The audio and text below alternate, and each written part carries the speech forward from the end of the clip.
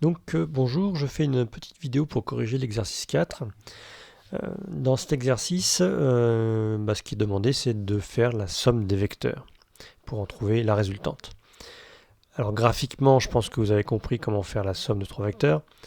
Là, je voudrais vous montrer comment faire la somme de trois vecteurs par le calcul. Donc la première chose à faire, c'est de décomposer chacun de ces vecteurs selon les axes x et y afin de trouver les coordonnées de chaque vecteur. Alors on va commencer par le vecteur f1.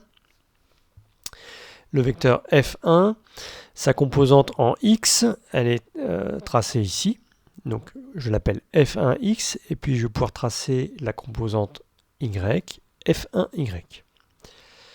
La longueur en fait de ces deux vecteurs, la longueur de f1x, la norme de f1x, représente la coordonnée en x de f1. Et la norme de f1y représente la coordonnée en y de f1. Alors, combien est-ce qu'il mesure ces vecteurs-là? Là, on voit qu'on a un triangle rectangle avec un angle alpha. Et il faut connaître en fait ces relations d'angle dans le triangle rectangle. Et on trouve que f1x, c'est égal à f1 multiplié par le cosinus de alpha. Alors, puisque f1 vaut 5 et que l'alpha vaut 30, 5 fois cosinus de 30, ça fait 4,3 newtons. Pour trouver f1y, en fait, ce qu'il faut, c'est la longueur de ce côté-là, le côté opposé. Quand on est sur le côté opposé, c'est le sinus qu'on utilise.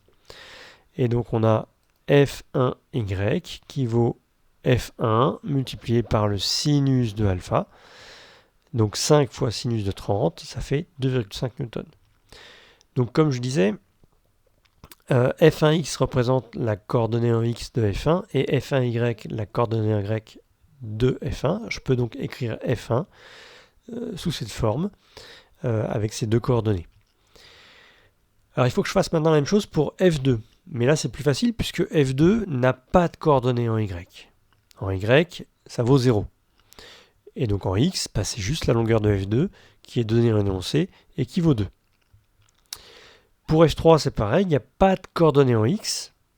Donc en x, la coordonnée vaut 0. Il n'y a qu'une seule coordonnée en y et elle est donnée en énoncé, elle vaut moins 4. Voilà, j'ai mes trois vecteurs.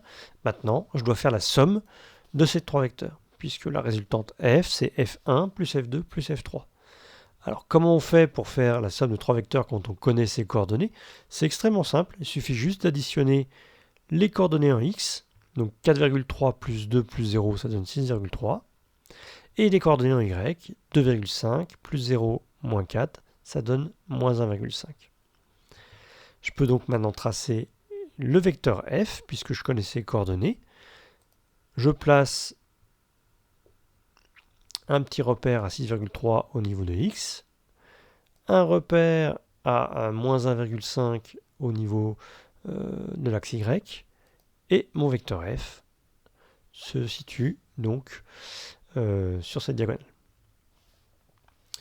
Il me reste maintenant à calculer la longueur de f. Ce qui m'intéresse, c'est de connaître l'intensité de la force. Donc il faut que je calcule la norme de ce vecteur.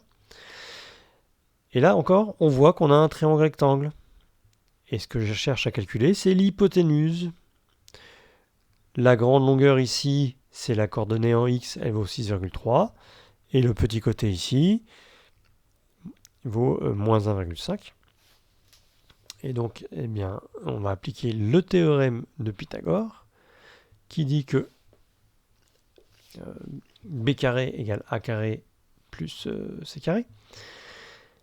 Et là, en fait, ce qui m'intéresse, c'est pas la longueur au carré de l'hypoténuse, c'est sa longueur. Donc, il faut que je prenne la racine carrée.